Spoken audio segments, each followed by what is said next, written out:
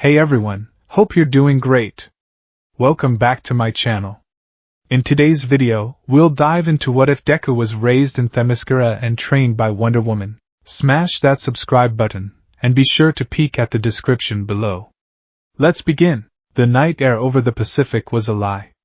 It was soft and cool, carrying the scent of salt and the distant, clean smell of deep water. It whispered promises of tranquility, of a peaceful journey under a blanket of stars so dense they looked like spilled sugar on black velvet. On the deck of the Starlight Dream, a mid-sized passenger ferry making a leisurely overnight trip along the Japanese coast, 4-year-old Izuku Midoriya believed the lie completely. He stood on his tiptoes, small hands clutching the cool, damp metal of the railing, his wide, emerald eyes fixed on the moon's reflection. It was a perfect silver coin, shivering and shattering into 1,000 pieces on the dark, gentle swell of the ocean, only to reform a moment later. To him, it was the grandest magic trick he had ever seen. "It's like the water has a healing quirk, Mama," he murmured, his voice full of the breathless wonder only a child can possess. "No matter how much it breaks, it always becomes whole again." Behind him, Inko Midoriya managed a watery smile that didn't quite reach her own tired eyes. She pulled her shawl tighter around her shoulders, the sea breeze a little colder for her than it was for her son. "It does, sweetie. The ocean is very strong, strong." The word echoed in the hollow space in her chest. It was a word she had been chasing for weeks, a concept that felt as distant and unattainable as the moon itself. The trip had been a desperate, last-minute idea. A scenic cruise was what she had told the few neighbors who still spoke to her with genuine kindness, a chance to get away, to breathe air that wasn't thick with pity and whispered judgment. Just 2 weeks ago, their world had been neatly defined by heroes and quirks. Izuku would watch videos of All Might's debut on repeat, his little body vibrating with excitement, narrating every punch and every rescue with flawless accuracy. "Fear not!" "Why?" "Because I am here," he would shout, a bath towel tied around his neck like a cape, one tiny fist raised to the sky. He had a hero's heart, a boundless well of empathy that made him cry when other children fell and scrape his own knees rushing to help. All he needed was the quirk to match. Then came the doctor's appointment. The X-ray of his foot, the extra joint in his pinky toe, the clinical, detached words that had shattered their universe.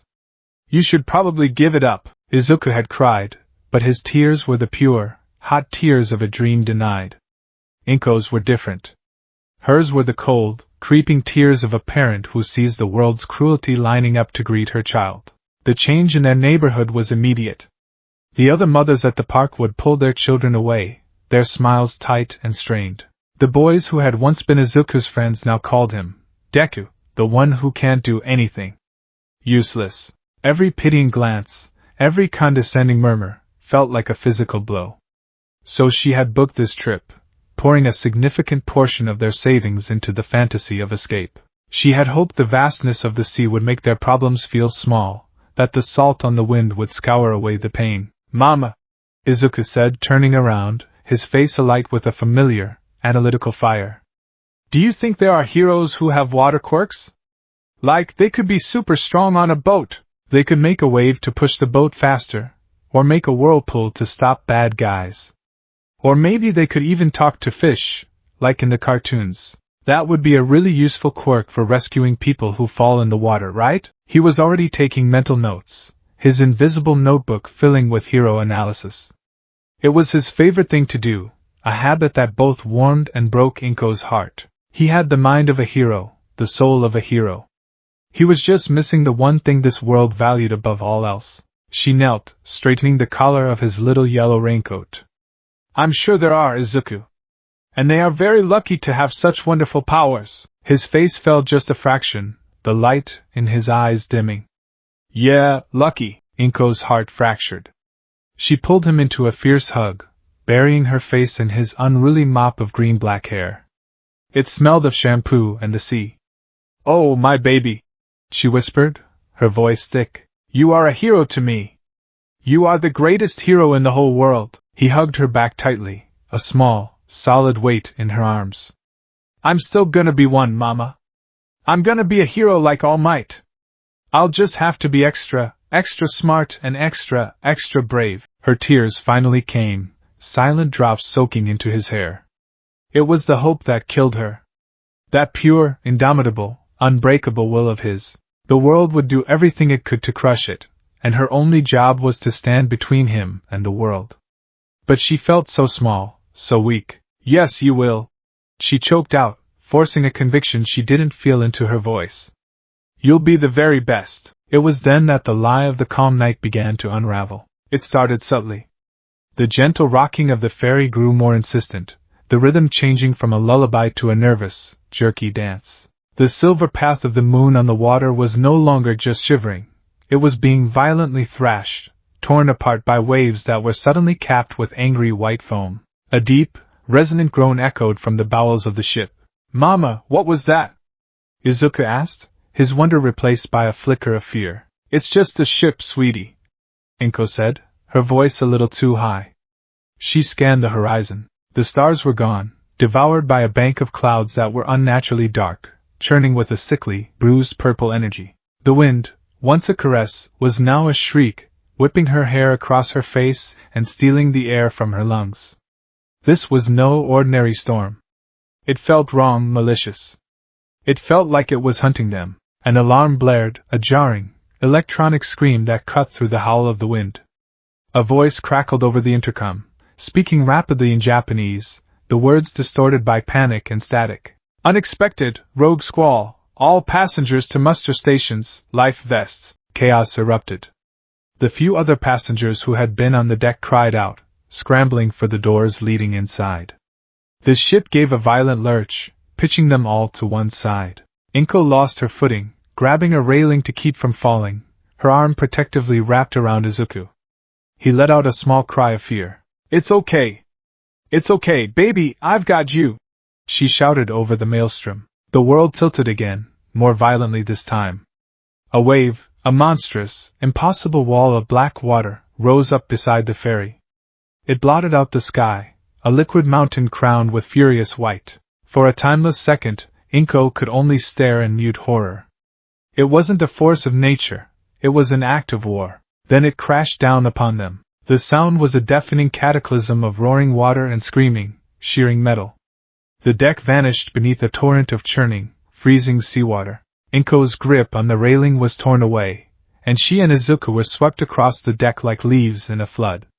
She held on to him for dear life, her body shielding his as they slammed into a wall. The pain was sharp and immediate, but the cold was worse. It was a deep, paralyzing cold that seemed to leach the very life from her bones. The lights on the ferry flickered and died, plunging them into a terrifying darkness punctuated only by the white flashes of lightning that now split the sky. The ship was groaning, dying. She could feel the deck slanting at an impossible angle beneath her. They were capsizing. Inko's mind, once fogged with despair, was now a diamond point of focus. One goal. One purpose. Izuku. She scrambled in the dark, her hands finding the emergency locker for life vests. The latch was stiff. She pulled, her fingers raw and numb, a sob of effort tearing from her throat. It gave way, and she fumbled inside, pulling out a bright orange vest. It was adult-sized. It didn't matter. She found Izuku, who was crying, his small body trembling uncontrollably. Listen to me, Izuku! She yelled, her voice a raw command that cut through his fear. You need to be brave now. Can you be brave for Mama? He nodded, tears and seawater streaming down his face. She fumbled with the straps of the life vest, pulling it tight around his small frame, the bulky foam swallowing him. Good boy. My brave boy, she said, her hands cupping his face. The ship gave a final, shuddering groan and began to roll. The deck was becoming a wall. She looked into his terrified, beautiful green eyes, the only light in her collapsing world. She poured every ounce of love, every shattered dream, every desperate hope she had into her final words. You listen to me, Izuku Midoriya, she said, her voice shaking but clear. You are not useless. You are strong. You are smart. And you have a better heart than any hero I have ever seen. A wave washed over them, trying to tear him from her grasp. She held on, her muscles screaming. Promise me, she gasped, her lips near his ear. Promise me you will live. Promise me you will survive this, and you will grow up and you will be a hero who saves everyone with a smile, just like you always wanted. Promise me, Izuku. I promise, Mama. I promise, he sobbed. You too.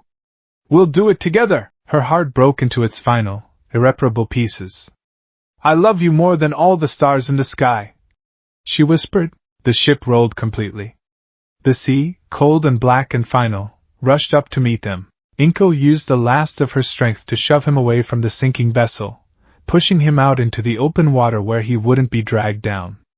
For a moment, their fingers were still linked. She saw his small, life vest-clad form bobbing on the surface. He was reaching for her. Then a wave slammed into her, and the crushing weight of the ocean dragged her down into the silent, suffocating dark. Her last conscious thought was of his eyes, and the promise she had forced him to make. Live, my son. Be the hero I could never be. Izuku was adrift in a world of violence. One moment, his mother's hand was in his. The next, there was only the rough texture of the waterlogged strap in his fist. He screamed her name, but the storm swallowed the sound. He was tossed and turned, spun and submerged, the oversized life vest the only thing keeping his head above the churning chaos. The cold was absolute, a presence that seeped into his very marrow. He was small and alone in a world of angry water and roaring wind. He didn't know how long he was conscious. Time dissolved into a terrifying cycle of gasping for air, being plunged into the black depths, and surfacing again, his throat raw from salt and screaming. He saw wreckage from the ship, a splintered piece of railing, a floating chair, ghosts of the life he'd had an hour ago. He saw no one else. His promise to his mother was a tiny, flickering candle in the hurricane of his terror. Live. Be a hero. He clung to the words as fiercely as he clung to the life vest. He had to live. He promised. Eventually, the relentless cold and sheer exhaustion won.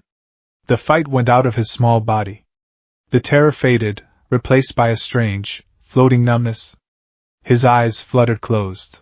His last sensation was of the waves, which seemed, just for a moment, to soften their assault, cradling him almost gently as his consciousness slipped away into the black. He drifted. The storm, as if its work was done, began to recede with the same unnatural swiftness with which it had arrived. The waves lessened from mountains to hills, then to a gentle, rolling swell. The bruised purple clouds tore apart, revealing the serene, indifferent stars once more. And on his silent, unconscious journey, Izuku Midoriya drifted towards a place that did not exist on any map, a place shielded from the world of men by magic as old as the gods themselves. He drifted towards the shores of Themyscira. The barrier was the island's first and greatest defense. An invisible, shimmering veil of divine energy that turned away ships, confused compasses, and wiped the very thought of its location from the minds of any who strayed too close. It was absolute. But on this night, something was different. The violence of the storm, a tempest with the faint, foul tang of godly interference, had caused a flicker in the ancient wards. A momentary weakness, or perhaps it was not weakness at all, but a deliberate act of fate. A door opened for a moment, for the smallest of reasons. Through that fleeting opening, the small, orange-clad form of the boy passed, nudged by a final, gentle current. He washed up onto a beach of sand so white it seemed to glow under the moonlight. The water that lapped at his limp form was warm and crystal clear, a stark contrast to the frigid abyss that had claimed his mother. He lay there, a tiny splash of man-made color on a pristine, mythological shore. Two figures walked the beach on their dawn patrol. They moved with a liquid grace that spoke of centuries of training, their leather sandals making no sound on the soft sand. Their bodies were honed instruments of war, corded with muscle, yet they carried themselves with the poise of royalty. One was Philippus, general of the Amazon army, her face a stern mask of vigilance, her hand resting on the hilt of her xiphos. The other was Diana, princess of Themyscira, her expression softer, her gaze sweeping over the sea with a familiar sense of longing and curiosity. The storm was strange, Diana, Philippus said, her voice a low rumble. It felt angry. The air tasted of ozone and old grudges. Not of Poseidon's making. I felt it too, Philippus, Diana replied, her eyes on the horizon where the sun was beginning to bleed pink and gold into the sky. It was a fury directed at a single point. And then, it simply vanished, as if a switch was thrown. It was Philippus who saw it first. Her eyes, trained to spot the slightest irregularity, narrowed. "What is that?" she grunted, pointing. Up ahead, near a cluster of smooth, gray rocks, was a heap of garish orange. It was a color that did not belong here, a color of the world outside, of man's world. They broke into a run, their years of discipline turning it into a synchronized, silent sprint. As they drew closer, the shape resolved itself. It wasn't just a piece of debris. It was a child. A small boy, half drowned and unconscious, tangled in a bulky vest. Philippus stopped dead, her hand flying to her sword, her face a mask of disbelief and suspicion. "A male," she breathed, the word a curse on this sacred ground. "A male child. Here. It is impossible." Diana did not hesitate. She rushed forward, kneeling in the sand beside the boy. She gently brushed the wet, dark green hair from his forehead. His face was pale, his lips tinged with blue, but he was breathing. Shallow, weak breaths, but he was alive. He was so small, so fragile. He looked no older than 5. She had seen children like him in her brief time away from the island, in the bustling, chaotic cities of men. They were so full of life, of noise, of potential. To see one so still and broken, an ache started in her chest. "He is just a boy, Philippus," Diana said softly, her fingers checking his pulse. It was faint, but steady. "A survivor of the storm. He is an intruder," Philippus countered, her stance rigid. "He has breached the barrier. This has not happened in 3,000 years. It is a dark omen." Other Amazons, drawn by the deviation from the patrol route, began to arrive. They were tall, powerful women, clad in bronze and leather, their faces etched with shock and hostility. Whispers spread like wildfire. "A boy? How did he get through? Hera, save us! It is a curse. He must be cast back into the sea. The laws are clear." Artemis, the fiery-haired and fiercely traditional leader of the Bonamidal faction, stepped forward, her bow held loosely in her hand. "The general is right, princess. The law is absolute. No man may set foot on Themyscira and live. It has been so since the time of Heracles. The child is a pollution. He must be removed." Diana rose to her full height, positioning herself protectively between the boy and the gathering warriors. Her blue eyes, usually so warm, now flashed with a cold fire that made even Artemis pause. "He is a child," Diana stated, her voice ringing with an authority that brooked no argument. "He is not a soldier, not an invader. He is a helpless survivor of a shipwreck." Are the laws of the Amazons now so brittle that they crumble before the tears of a lost boy? Have we forgotten our most sacred duty, to protect the innocent? Our duty is to protect this island. To protect us, another Amazon retorted. The argument grew more heated, a chorus of voices steeped in centuries of tradition and trauma. They saw not a child, but the specter of their ancient betrayers. They saw a symbol of the corrupt, violent world they had forsaken. In the midst of the commotion, Izuku stirred. A small, wretched sound escaped his lips, a whimper of pure misery. His eyes fluttered open. They were a startling, vibrant green, glazed with fever and confusion. He saw the ring of giant women, their faces harsh, their bodies clad in strange, shining armor. He saw their weapons. He was small, hurt, and terrified. "Mama?" he whispered, the Japanese word alien and soft in the Grecian air. "Mama Doko? Where are you?" He tried to push himself up, his small body trembling. The movement sent a fresh wave of grief and terror through him, and he collapsed back into the sand, his body racked with sobs. They were not the loud, demanding cries of a spoiled child, but the hopeless, broken sobs of one who has lost everything. The sound cut through the Amazon's anger like a sharpened blade. It was a sound of pure, unadulterated suffering. For a moment, there was silence, broken only by the boy's pitiful weeping and the gentle wash of the waves. Diana knelt again, her expression softening into one of profound pity. She reached out a hand, not to touch him, but as a simple, open gesture of peace. "You are safe here," she said, her voice gentle, though she knew he would not understand her ancient Greek. It was into this tableau that the queen arrived. Queen Hippolyta moved with a grace that belied her age, which was measured in millennia. She was flanked by her royal guards, but she needed no protection. Her presence alone was a force, radiating an aura of absolute authority that silenced the chattering Amazons instantly. Every warrior straightened, their heads bowed in deference. Her eyes, the same piercing blue as her daughter's but holding the weight of ages, took in the scene, the circle of her armed and agitated subjects, her defiant daughter standing guard, and at the center of it all, the impossible, weeping boy on their sacred shore. "Explain this," she commanded, her voice calm but resonant with power. Philippus stepped forward and gave a clipped, military report. "Your Majesty. He washed ashore at dawn. A male. He passed through the barrier during the storm." Hippolyta's gaze fell upon Izuku. He had cried himself into exhaustion, his small form shuddering with the aftershocks of his grief. She saw the garish orange vest, the strange clothes beneath, the small, pale face stained with tears and sand. He was a piece of flotsam from a world she had long since left behind, a world of metal ships and fleeting, fragile lives. "The law is clear, my queen," Artemis said, her voice firm but respectful. "He cannot remain. Cast him out. He would not survive an hour in the sea," Diana countered, her gaze rising to meet her mother's. "It is a regrettable necessity, princess," Artemis insisted. "His presence here defiles everything we stand for.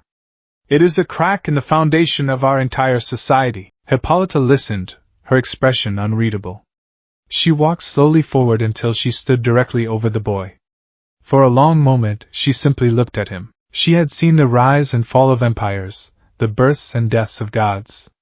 She had led her people through betrayal, war, and into this timeless paradise. Her entire existence was defined by protecting her sisters, by upholding the laws that kept them safe and pure. And yet, the storm had been wrong. A rageful, targeted thing. She had felt the hand of Ares in it, or someone of his ilk. A minor god, perhaps, amusing themselves with the mortals, and through that divine tantrum, this single, tiny life had been delivered to her doorstep. It was not a random occurrence. She did not believe in them. It was a message. An omen. A test. What did it say of the Amazons if their first response to a shipwrecked orphan was to condemn him to death?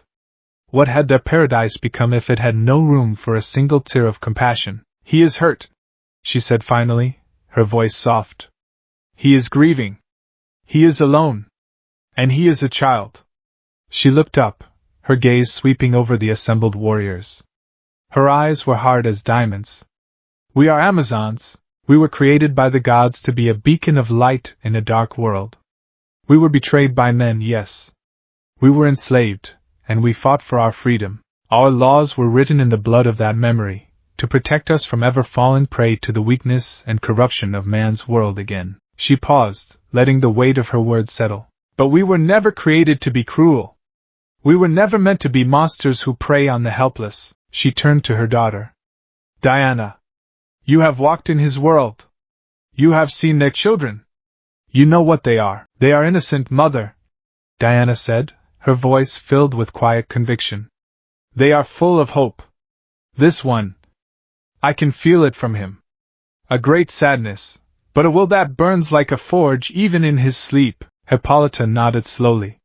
She knelt, a gesture of shocking humility from the immortal queen, and with a tenderness that stunned her subjects into silence, she gently touched the boy's cheek. His skin was cold. He flinched in his sleep but did not wake. "For 3,000 years, this island has been a sanctuary for women fleeing the cruelty of men," she declared, her voice rising to once again command the entire beach. "Today, it will be a sanctuary for a child fleeing the cruelty of the sea." A gasp went through the crowd. Artemis took a step forward, her face a thundercloud. "My queen, you cannot!" "I can," Hippolyta interrupted, her tone leaving no room for debate. "And I have. The law was made to protect us from armies, from tyrants, from ideologies that would poison our spirit. It was not made for this." She stood, her regal bearing returning. "This child is a refugee, cast upon our shores by a fate we do not yet understand. He will be granted sanctuary. He will be given shelter, food, and healing. We will learn his story. She looked directly at Diana, a silent communication passing between mother and daughter. It was a look of trust, of burden, of shared responsibility. He is the great unknown, Diana. His presence here will change things in ways we cannot foresee. The responsibility for him, therefore, must be absolute. She raised her voice once more for all to hear. The child of the storm is now under my protection, and the direct care of my daughter, Princess Diana. She will be his guardian, his mentor, and his keeper. He will learn our ways, our language, our philosophies. Her judgment in all matters concerning him will be second only to my own. Is this understood? A murmur of assent, reluctant from some, grudging from others, rippled through the Amazons. None would dare defy a direct decree from the Queen. Diana bowed her head, a deep sense of purpose settling over her. Yes, mother. I understand. I will not fail you. Or him. See that you do not, Hippolyta said softly. She then turned to two of her healers. Take him to the infirmary. Be gentle. He has been through an ordeal that would break a grown man. As the healers carefully lifted the small, unconscious boy, a piece of folded, waterlogged paper fell from the pocket of his little coat. Diana picked it up. It was a drawing, the crayon lines blurred and running but the image still clear. It was a crude, childish drawing of a towering, muscular figure with two V-shaped tufts of hair, rendered in bright yellow and blue. The figure was smiling. Beneath it, written in shaky, phonetic Japanese script, was a single name, All Might. Diana looked from the drawing of the smiling giant to the pale, sleeping face of the boy who had admired him. A boy from another world, with different heroes and different dreams, now asleep on the shores of myth. What is your name, little one? She whispered to herself, folding the precious, soggy paper carefully. His name was Izuku Midoriya. He had lost his mother, his home, and his world. But in a twist of fate he could never have imagined, he had just found a new one. He was no longer just a quirkless boy from Japan. He was now Themyscira's son, a child of the storm and the shore, and his training as a new kind of hero was about to begin. 10 years. In the timeless expanse of Themyscira, a decade could pass like a single, sun-drenched afternoon. For the immortal Amazons, it was a breath, a moment for a new olive grove to mature or for a favored sword to acquire a comfortable, familiar weight in the hand. For Izuku Midoriya, it was a lifetime. It was the span between the helpless, grieving child who washed ashore and the young man who now stood his ground in the center of the grand gymnasium, the palestra. The spear point was a blur of bronze lightning, aimed directly at his heart. Izuku moved. He didn't have the centuries of instinct that his opponent possessed, nor the divine grace that was her birthright. He had something else, a mind that saw the world in vectors, angles, and probabilities, and a body he had systematically broken down and rebuilt into a weapon of sheer human will. He didn't dodge backward. He exploded forward and to the left, stepping inside the spear's effective range. The deadly point hissed past his ear, close enough for him to feel the displacement of air. His right hand shot out, not to grab the weapon, a fool's move against a superior foe, but to slap the oaken shaft, redirecting its momentum. His left foot planted, and he used the pivot to flow into a low sweep kick aimed at his opponent's leading leg. It was a perfect textbook maneuver. It should have worked. His opponent was Princess Diana. With a laugh that was as warm as the island sun, Diana simply lifted her front foot an inch off the ground, letting his kick whistle harmlessly through the space where her ankle had been. In the same fluid motion, she spun with the force of his push, the butt of her long spear whipping around in a blindingly fast arc aimed at the back of his head. Izuku's mind screamed danger. Milliseconds before the attack came, he dropped, tucking his head and rolling forward, the heavy oak end of the spear grazing the unruly green-black hair on his scalp. He came up on one knee, his chest heaving, sweat stinging his eyes. He held a pair of battered wooden practice swords, his only weapons in this spar. They felt as heavy as lead. Better, Izuku, Diana said, her voice holding no condescension, only encouragement. She stood relaxed, the 12-foot dory spear held loosely in one hand as if it were a walking stick. Her brilliant blue eyes sparkled with pride. Your reaction time has improved. You anticipated the counter. A year ago, that would have laid you out for an hour. A year ago, you wouldn't have used the butt of the spear. Izuku gasped out, trying to regulate his breathing. He pushed himself to his feet, his muscles screaming in protest. Every fiber of his being ached. It was a familiar, comforting pain. It was the feeling of progress. A year ago, you weren't ready for it, she corrected gently. Now you are. Again, Izuku nodded, raising his practice swords. He wiped the sweat from his brow with the back of a scarred hand. The hand was calloused and strong, no longer the soft, unblemished hand of a child. At 14, he was caught in the awkward space between boy and man. He was lean but wiry, his body a corded map of hard-earned muscle, sculpted not by genetics or a quirk, but by 10 years of relentless, agonizing effort. 10 years. Sometimes, the memory of his arrival was a distant, blurry nightmare. Other times, it was as sharp and painful as a shard of glass in his heart. He remembered waking up in a room carved from white stone, sunlight streaming through an archway that framed a view of an impossibly blue sea. A woman with kind eyes and hair as black as a raven's wings sat beside him. It was Diana. He had been terrified, disoriented, his mind a maelstrom of grief for the mother he instinctively knew was gone. He had screamed and cried, thrashing until he had no energy left. Diana had not tried to restrain him. She had simply sat there, a calm, patient presence, until his storm passed. When he was just a shivering, hiccuping heap, she had offered him a cool cup of water and spoken to him in a language that sounded like music. He didn't understand the words, but he understood the tone. It was a tone of safety. The first year was a fog of language lessons and silent sorrow. He was a ghost, a small, green-haired shadow flitting through the majestic halls and colonnades of Themyscira. The Amazons, for the most part, ignored him. It was not a cruel ignorance, but a wary, distant one. He was an anomaly, a breach of their most sacred law, and they treated him as such. A problem the Queen had decreed they must tolerate, but not one they had to embrace. He learned their language, ancient Greek, with the same ferocious intensity he would have once applied to hero analysis. His young mind, desperate for something to focus on other than his loss, devoured it. He learned that the kind woman was a princess, and that he was on an island of warrior women who had left the world of men behind millennia ago. He also learned, very quickly, that he was different in a way that had nothing to do with his gender. He was mortal. He was fragile. He was, in the context of his old world, quirkless. Here, the term didn't exist, but the reality was the same. The Amazons possessed strength and speed that were inherently superhuman, gifts from their patron goddesses. They were not quirks, but a state of being. He was just a boy. A weak, human boy. The first time he saw them train, it was a revelation. Women leaped 20 feet into the air, shattered stone blocks with their bare hands, and wrestled with a strength that could bend steel. He saw Artemis, the red-haired archer, shoot 3 arrows in the time it took to blink, each one striking a moving target the size of a coin 100 yards away. He felt a familiar, crushing despair. It was the doctor's office all over again. The extra joint in his pinky toe. You should probably give it up. He was surrounded by living, breathing all mites, and he was still just Deku. That night, Diana found him huddled in the royal library, crying silently over a scroll depicting the labors of Heracles. "What troubles you, little one?"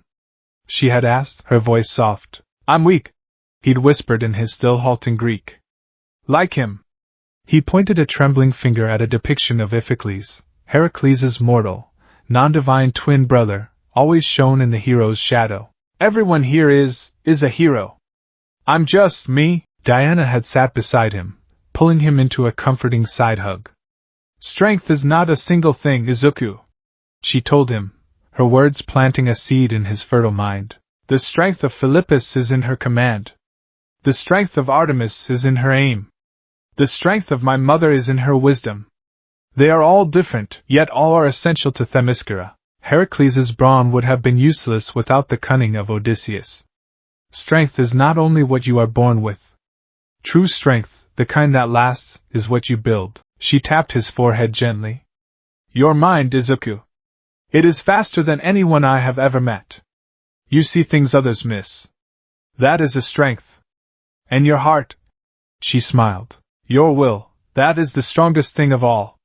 We just need to give it the tools to fight, and so his real education began. It was a forge, and he was the raw iron. Diana was the master smith. His academic training was overseen by the stern, unyielding General Philippus. She was Hippolyta's oldest friend and the island's most brilliant military mind. She had initially been among the staunchest opponents of his presence, seeing him as a threat to their stability. But the Queen's word was law, and if the boy was to stay, Philippus would ensure he was not a liability. She found, to her astonishment, that the boy's mind was a sponge. He wasn't just learning, he was analyzing. He read every scroll on history, philosophy, and military strategy in the vast library. He memorized the campaigns of Alexander the Great, the defensive formations of the Spartans at Thermopylae, and the brilliant, unconventional naval tactics of Themistocles. One afternoon, Philippus found him in the strategy room, surrounded by maps and miniature figurines. He was mumbling to himself, a habit he'd never quite lost. If the Gorgon forces had anticipated a feint to the west flank instead of committing to a full frontal assault, they could have exploited the narrow pass to create a fatal choke point. The Amazonian cavalry was too exposed. A pincer movement here, using the terrain for cover, would have cut off their retreat. Philippus stood in the doorway, listening in stunned silence. The boy was analyzing the legendary Battle of the Gorgon Pass, a cornerstone of Amazonian history, and he was pointing out tactical flaws no one had dared to question in 2,000 years.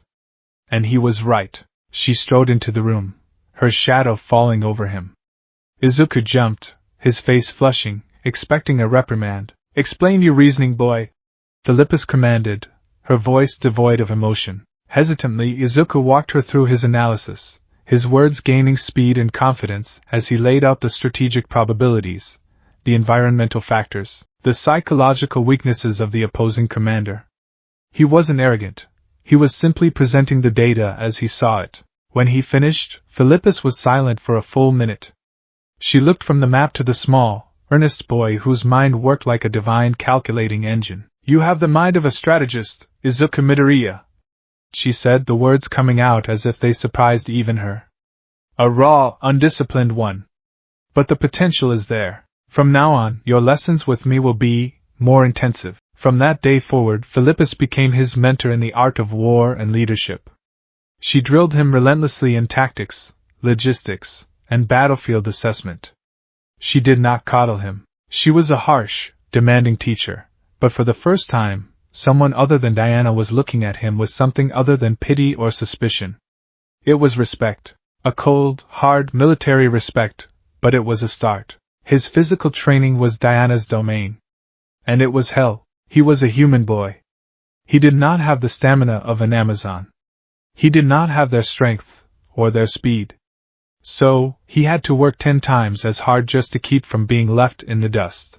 Every morning began before dawn with a run along the beach, Diana setting a grueling pace. At first, he would collapse, lungs burning, after a few hundred meters. Diana would never carry him. She would stand and wait, encouraging him to get up, to take one more step. And he always did. The promise to his mother was a fire in his belly. Live. Be a hero. Heroes didn't quit. After the run came the calisthenics, thousands of repetitions until his muscles failed. Then came the weapons training. Swords, spears, archery, hand-to-hand combat. He had no natural talent. His first attempts with the sword were clumsy, his balance was poor, his swings were weak. Diana's fighting style was a unique blend of Amazonian martial arts, brutal, efficient, and lethal, tempered by a compassion she had learned in man's world. She taught him not just how to fight, but why. "A warrior fights to conquer," she explained one day, correcting his sword stance. "A hero fights to protect. Every move you make, every block, every strike, must have a purpose, and that purpose is to end the conflict as quickly as possible, with the least amount of harm necessary. Your goal is not to kill, Izuku. It is to save." This resonated with the core of his being. It was the philosophy of all might, filtered through the wisdom of an immortal princess. He learned to disarm, to disable, to use an opponent's momentum against them. He couldn't overpower anyone here, so he had to outthink them. His body became the instrument of his analytical mind. He learned to watch an opponent's eyes, the shift of their weight, the subtle tension in their shoulders that betrayed their next move. His training spars became frantic ballets of evasion and redirection. He bled. He bruised. He broke bones. The healers in the infirmary, once wary, came to know him well, marveling at the boy who would leave their care and immediately return to the training that had injured him. His will was, as Diana had noted, a thing of terrifying power. It was unbreakable, and slowly, grudgingly, the Amazons' perception of him began to change. They no longer saw a weak, male intruder. They saw a boy who refused to stay down. They saw him running on the beach long after his body had given out, forcing his legs to move through sheer mental force. They saw him in the library at all hours, his brow furrowed in concentration over ancient texts. They saw him in the forge, learning from the smith Hephaestia how to maintain his own equipment, his hands covered in soot. He never complained. He never made excuses.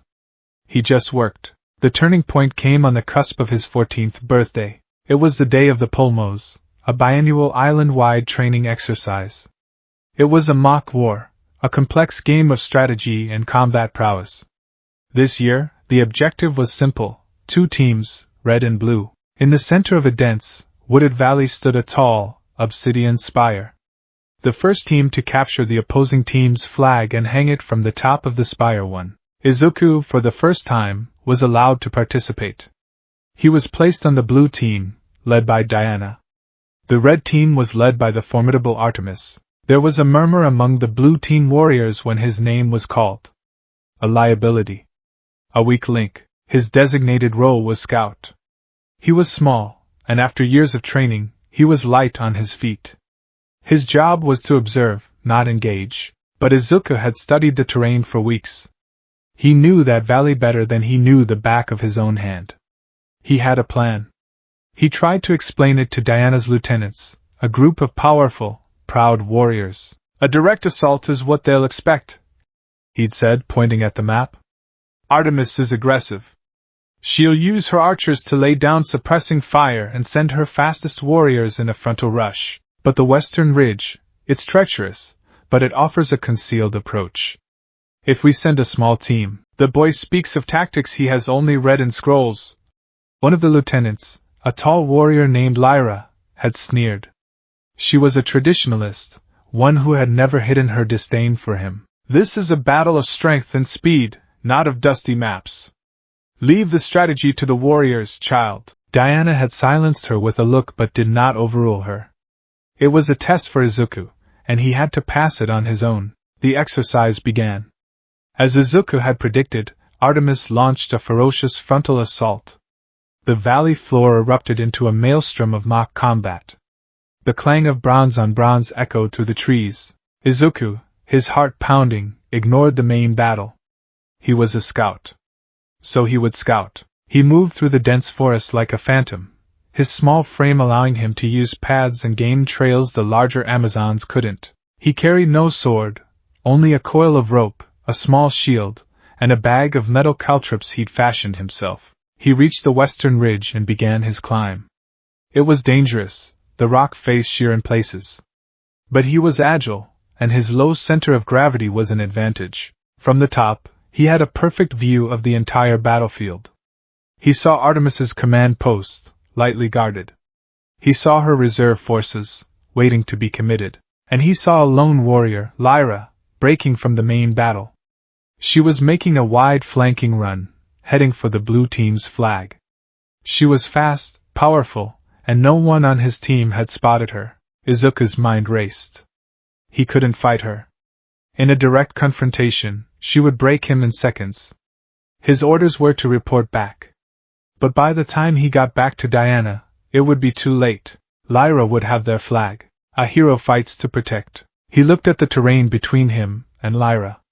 It was a stretch of ancient, crumbling ruins, a place the Amazons avoided in training because of the unstable footing. It was perfect. He scrambled down the other side of the ridge, his mind a whirlwind of calculations.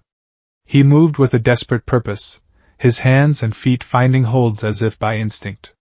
He got ahead of her, his lungs burning. He found the spot he needed, a narrow archway, the only path through a thick, collapsed wall. He scattered his caltrops in the shadows just beyond the arch. Then he took his rope and, with a strength born of years of climbing, quickly rigged a simple but effective snare, hiding the loop under a blanket of leaves and loose dirt. He tied the other end to a heavy, precariously balanced block of stone overhead. He took a deep breath, hiding himself in a small alcove just inside the archway. He was the bait. He heard her approaching. The confident, rhythmic thud of a warrior running at full tilt. As she neared the archway, Izuku tossed a small stone against the far wall. Lyra skidded to a halt, her head snapping towards the sound. She drew her practiced sword, her eyes narrowing. "Who's there?" "Show yourself." Silence. Cautiously she advanced, stepping through the archway into the deeper shadows. Now, her foot landed squarely on the hidden caltrops.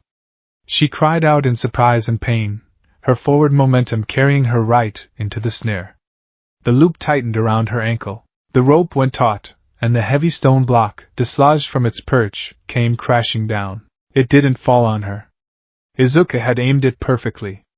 It fell in front of her, blocking the path and kicking up a huge cloud of dust and debris. The sudden jerk on her ankle sent the off-balance warrior tumbling to the ground.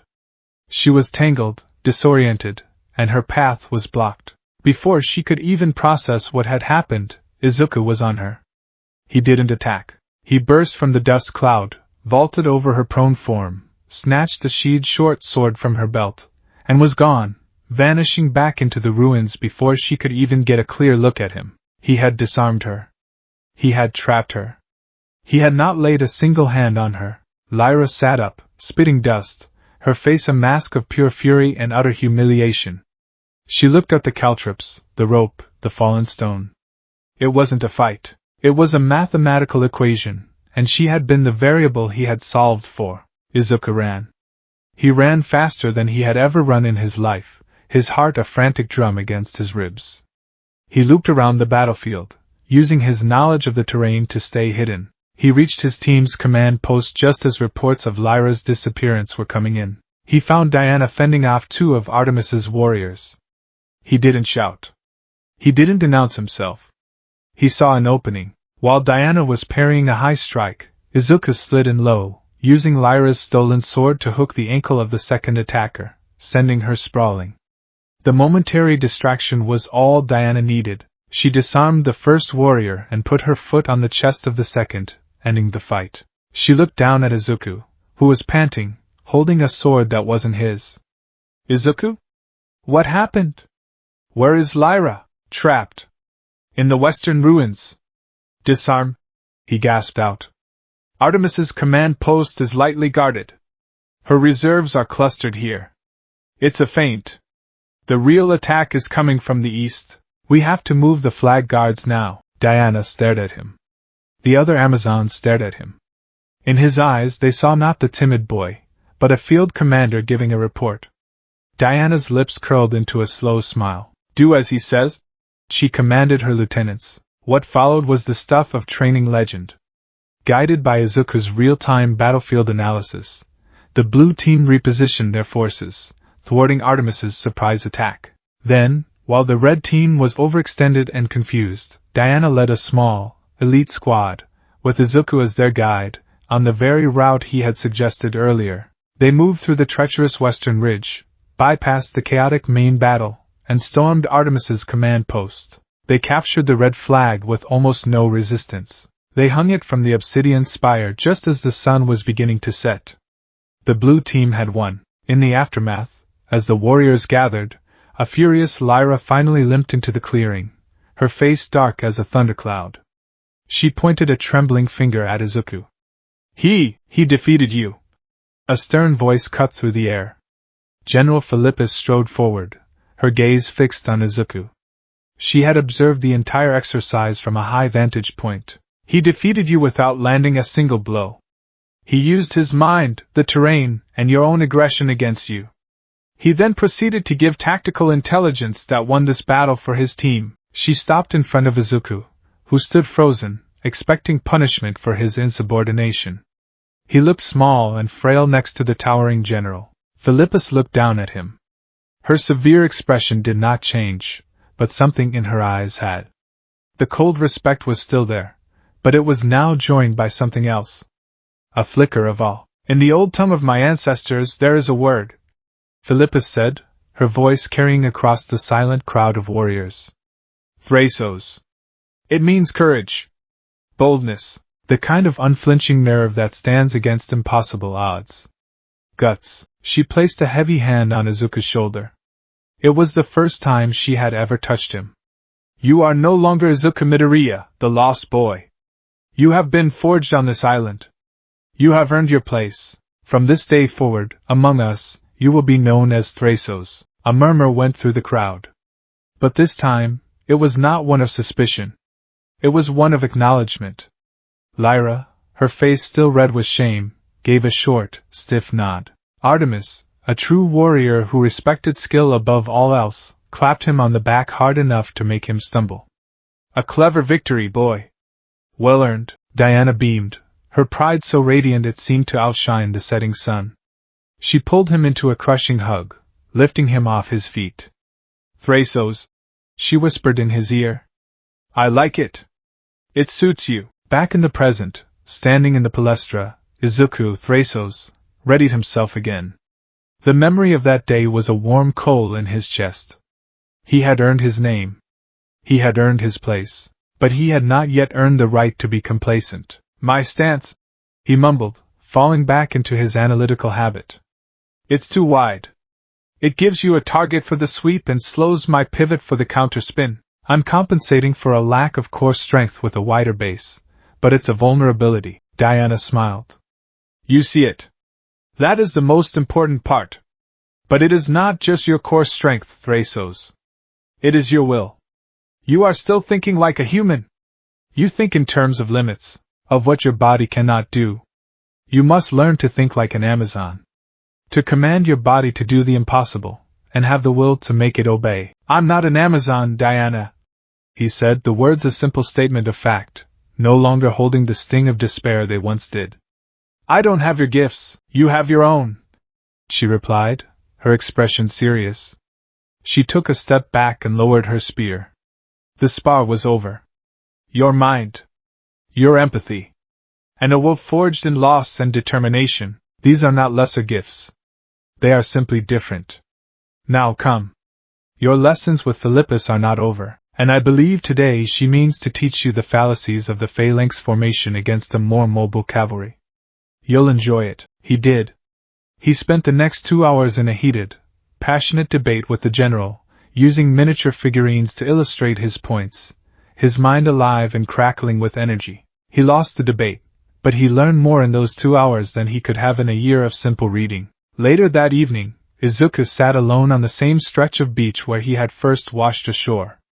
The sand was cool, the sea a calm expanse of deep indigo under the rising moon. He held a small, smooth, white stone in his hand, turning it over and over. His grief for his mother had not vanished. It had changed. It was no longer a gaping, raw wound. It was a part of him now, a quiet, foundational stone upon which he had built his entire existence. Her last words were a mantra, a sacred text he recited to himself every single day. Live. Promise me you will be a hero. Everything he did, every grueling run, every painful spar, every sleepless night studying tactics, was an answer to that promise. He was forging himself, piece by piece, into the hero she had believed he could be. He didn't have a quirk.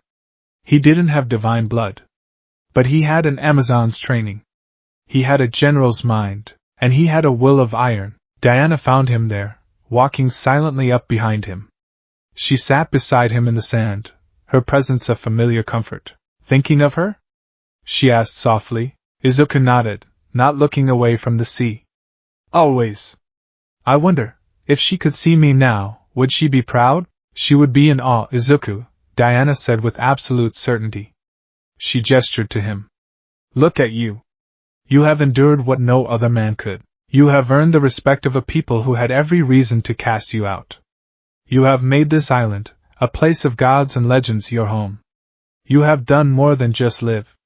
You have thrived. He finally looked at her, his emerald eyes holding a depth of emotion that belied his age. "It's not enough," he said, his voice quiet but firm. "I made a promise. Not just to live, but to be a hero who saves people." He clenched the stone in his fist. There are no people to save here, Diana understood. The call to service, the pull of the wider world, was a feeling she knew well. She looked out at the ocean, the vast, dark water that separated their paradise from the world of men, the world Izuku had come from. A world teeming with billions of souls, a world of heroes and villains, of quirks and chaos. "Perhaps your training here is not the end, Thrasos," she said, a thoughtful, far-off look in her eyes. "Perhaps it is only the beginning." Izuku looked down at his hands. They were scarred and calloused, but they were strong. He was not the boy who had washed ashore. He was not Deku. He was Thrasos, son of Themyscira, forged in the crucible of will. And he was ready for his next lesson. The air on the morning of Izuku's 15th birthday tasted of salt, destiny, and ozone. A storm was not coming. The sky was a perfect, unbroken dome of Aegean blue, but a charge lingered in the atmosphere, a hum of potential energy that made the fine hairs on his arms stand on end. Or perhaps that was just his nerves. He stood on the balcony of his small, stone-hewn room, overlooking the sprawling city of Themyscira. For 10 years, this had been his entire world. A world of white marble colonnades, lush olive groves, and the constant, rhythmic sound of waves crashing on pristine shores. He knew every street, every training ground, every hidden cove. He knew the stern but fair face of Philippus, the fiery pride of Artemis, and the deep, abiding kindness in Diana's eyes. This place was his home, a concept that still felt like a fragile miracle. Today, that miracle would be put to the test. Today was the day of his Chrysios Thriambos, the golden triumph. It was not a tradition that existed before him. It had been created for him. A coming-of-age trial, Hippolyta had explained, to formalize his place among them. To prove, once and for all, that the boy who washed ashore was now a true son of Themyscira. It was an honor that left him breathless, and a terror that settled deep in his bones. A soft footstep behind him announced Diana's arrival. He didn't need to turn. After a decade of her tutelage, he could recognize her presence as easily as he recognized his own heartbeat. "You are awake early, Thrasos," she said, her voice a warm and steadying melody. She came to stand beside him, her tall frame radiating a calm confidence that he desperately tried to absorb. "Couldn't sleep," Izuku admitted, his gaze fixed on the distant, shimmering peak of the island's tallest mountain, where the final part of his trial would take place. "My mind, it won't stop running the scenarios. The gauntlet, the labyrinth, the riddle. I've analyzed every known variable, but there are too many unknowns," he started muttering, his old habits surfacing under stress. "The physical toll of the gauntlet will impact my agility in the labyrinth. If I conserve energy, I risk failing the combat portions, but if I expend too much, my focus for the riddle will be compromised. The optimal energy distribution is a razor-thin margin." Diana placed a gentle hand on his shoulder, stilling his frantic murmuring. "Izuku, breathe." He took a shaky breath, the sea air filling his lungs. "Sorry, this is not a test of variables and equations," she said softly. "Philippus will test your mind, yes. But the Chrysios Thriambos is a trial of spirit. It is designed to reveal not what you can do, but who you are. There is no single correct path. There is only your path. Walk it with courage and with compassion. The rest will follow." He looked at her, at his mentor, his surrogate sister, the closest thing to a mother he had known for a decade. In her eyes he saw no doubt, only unwavering belief. It was a belief he had worked every single day to be worthy of. "I won't fail," he said, the words a solemn vow. "I promise, I know." She smiled, squeezing his shoulder. "Now eat. You will need your strength." As Izuku ate a simple breakfast of bread, olives, and cheese, Queen Hippolyta stood with General Philippus on the high terrace of the royal palace, their eyes also on the distant mountain. "The preparations are complete, my queen," Philippus reported, her tone crisp and formal. "The warriors are in place for the gauntlet. The scouts are positioned within the labyrinth. I will await him at the summit for the final test. Hippolyta nodded, her gaze distant. 10 years, Philippus. It feels like only yesterday he was a weeping child on our shores. He is not a child any longer, Philippus stated. There was no warmth in her voice, but there was an undeniable undercurrent of respect. His body is mortal, human, fragile, but his mind is a weapon that would make Odysseus envious, and his will is Amazonian. This was the highest praise the general could offer, and Hippolyta knew it. You were against this at the start, she recalled, not as an accusation, but as an observation. I was against the disruption. The breaking of a 3,000-year-old law, Philippus corrected. I feared his presence would be a poison. I was wrong. The boy has not weakened us.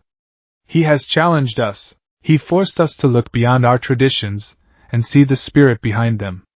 His existence here has been a whetstone against which we have all been sharpened. Hippolyta allowed herself a small, rare smile. Indeed. But today is more than a formality. The fates brought him to us in a storm that felt of divine rage. I feel their eyes upon us still. Today, we show them what their castaway has become. Phase 1, the Gauntlet of Ares. The entrance to the gauntlet was a narrow, sun-baked canyon known as the Scar. The red rock walls rose 100 feet on either side, creating a natural corridor of escalating challenges. Izuku stood at the mouth of the canyon, clad in simple leather training armor, a wooden practice sword at his hip and a small, sturdy wooden shield strapped to his left arm. His task was to run the length of the Scar to the other end. The only thing standing in his way was a rotating squadron of 10 of Themyscira's finest warriors. They would come at him, 1 or 2 at a time, their goal to stop him by any means short of grievous injury. The horn blew, a deep, resonant call that echoed off the canyon walls. Izuku broke into a run. The first Amazon met him 100 yards in. She was a blur of speed, her spear a piston of wood and blunted bronze. Izuku didn't try to meet her charge head-on. It would be like trying to stop a tidal wave. He angled his body, letting his shield take the brunt of the glancing blow. The impact was still immense, a bone-jarring shock that radiated up his arm and nearly tore the shield from his grasp. His arm screamed in protest, but he held on. He used the force of her momentum, spinning with it and sweeping low. She leaped over his attack with contemptuous ease, her spear already whipping back for a second strike. He rolled, came up, and parried, his wooden sword groaning under the strain. This wasn't a duel to be won. It was a wall to be weathered. He fought for what felt like an eternity, his mind and body screaming. He blocked, parried, dodged. He never attacked directly. His goal was not to defeat them, but to get past them. He used the terrain, scrambling up the rock face to bypass a swordswoman, then sliding down a scree slope to avoid a pincer attack from 2 others. He was a gnat, an annoying, persistent fly they couldn't quite swat. He was bleeding from a dozen shallow cuts. His body was a symphony of bruises. His lungs burned as if filled with hot coals. But he kept moving forward. Halfway through the gauntlet, he rounded a sharp bend and skidded to a halt. The setup was different. An Amazon archer stood on a high ledge, her bow drawn. Below her, in the middle of the path, stood another warrior, sword and shield at the ready. But that wasn't what made him stop. To his right, tied to a wooden post near the canyon wall, was a training dummy, crudely fashioned to look like a person. Directly above it, a large net filled with heavy rocks was suspended, held by a single, frayed rope. The rope passed near the archer on the ledge. It was a classic tactical dilemma. The warrior in the path pointed her sword at him. Your trial ends here, Thrasos. Izuku's mind, even through the haze of pain and exhaustion, saw the scenario for what it was. A test within a test. He could engage the warrior, a long, drawn-out fight that would drain his remaining stamina, or he could try to rush past her, exposing his back to the archer. The archer wasn't aiming at him. She was aiming at the rope holding the net. The moment he engaged, she would cut the rope, killing the hostage. He had to choose. Tactical advantage or saving the innocent. It was no choice at all. His promise to his mother wasn't just to be a hero. It was to be a hero who saves everyone. He ignored the warrior in the path completely. He feinted left, then broke right, sprinting directly towards the post. the warrior shouted in surprise, charging after him. On the ledge, the archer, seeing his intent, let her arrow fly. It sliced cleanly through the frayed rope. The net full of rocks began to fall. Izuku pushed his body harder than he ever had before. Time seemed to dilate, his mind processing the trajectory of the net, the distance to the post, the closing speed of the warrior behind him. He wouldn't make it in time to untie the dummy, so he changed the plan. He didn't slow down. As he reached the post, he leaped, planting his foot hard against the wood and launching himself upwards. He twisted in midair, his shield arm outstretched. He collided with the falling net from the side. The impact was brutal. The force of 100 pounds of falling rocks slammed into his shield, into his body. It was like being hit by a battering ram. The world exploded in a starburst of white-hot pain. He was thrown sideways, his body hitting the canyon floor hard enough to knock the wind from his lungs. His shield arm was numb, likely broken, but it had worked. His mid-air shove had been just enough to alter the net's trajectory. It landed with a deafening crash half a foot to the side of the dummy, showering it with dust and pebbles, but leaving it intact. He lay on the ground, gasping, spots dancing in his vision. The warrior he had bypassed stood over him, her sword point at his throat. The archer looked down from her ledge, her expression unreadable. He had saved the hostage. He had failed the trial. The warrior looked from Izuku's broken, panting form to the saved dummy, then back. She sheathed her sword. "The gauntlet is complete," she said, her voice holding a new note of respect. "Proceed, Thrasos." He stared at her, confused. He had been defeated. She offered him a hand. "The objective of the gauntlet was not to reach the end. It was to prove your mettle. You have." On a high, hidden cliff overlooking the canyon, Hippolyta watched through a scrying glass. Diana stood beside her, her knuckles white where she gripped the stone balustrade. She had seen him fall, and it had taken all her willpower not to fly down there herself. "His arm is broken," Diana said, her voice tight. "Bones heal," Hippolyta replied, a profound sense of pride in her voice. "What he just demonstrated, that is eternal." Unseen by the mortals below, the very air around the queen's vantage point seemed to shimmer, as if watched by invisible, powerful eyes. The scent of hot metal and ozone grew stronger. Phase 2, the Labyrinth of Hermes. Izuku's arm had been quickly set and bound in a tight splint by a waiting healer. The pain was a sharp, throbbing counterpoint to the deep ache in the rest of his body. He now stood at the entrance to the labyrinth, a massive, ancient structure of shifting walls and cunning traps built into the sea cliffs. It was said to have been designed by Daedalus himself as a gift to the Amazons. His objective was to retrieve the Helm of Antiope, a ceremonial war helmet, from the labyrinth's center and return to the entrance. The catch: the labyrinth was patrolled by a dozen of the island's most elite scouts, led by Artemis herself. If he was seen, even once, he failed. This was not a test of endurance, but of silence, speed, and cunning. He entered the cool, moss-scented darkness. For the first hour, he didn't try to make progress. He simply stayed near the entrance, hidden in an alcove, and listened. He closed his eyes, filtering out the sound of the crashing waves and the sighing wind. He focused on the sounds within the labyrinth. The faint scrape of a sandal on stone. The whisper of leather armor. The pattern of their movements. His mind began to build a map. A living map of sound and timing. Artemis's scouts were efficient, their patrol routes overlapping and precise. A direct path was impossible. But there were gaps, fleeting windows of opportunity, seconds long. He began to move. He was not fast, not by Amazonian standards. But he was silent. Every footstep was deliberate, placed on spots he knew would not make a sound. His lean frame and low center of gravity allowed him to squeeze through gaps and climb walls the larger Amazons would have to go around. His injured arm was a liability, but he compensated, relying more on his legs and his one good arm. He moved like a wraith, his mind always 3 steps ahead. He saw a pressure plate in the floor and avoided it. He felt a faint tripwire against his shin and froze, carefully stepping over it. He flattened himself into a crevice as a patrol passed so close he could smell the oil on her leather armor. His heart pounded a silent, frantic rhythm against his ribs. He reached the central chamber. The helm of Antiope sat on a simple stone pedestal, gleaming in a single shaft of moonlight from above. The chamber was a large, open circle.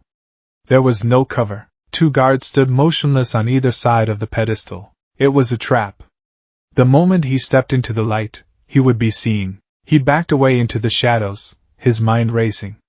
How to get the helmet without entering the chamber? He had no tools, no gadgets. He looked around his dark corridor. The walls were slick with sea spray. Small pebbles littered the floor. He saw his solution. It was risky. Insanely so. He found a loose stone, about the size of his fist. He took a deep breath, picturing the layout of the corridors he had just passed. He remembered a junction, a T-intersection, about 50 yards back.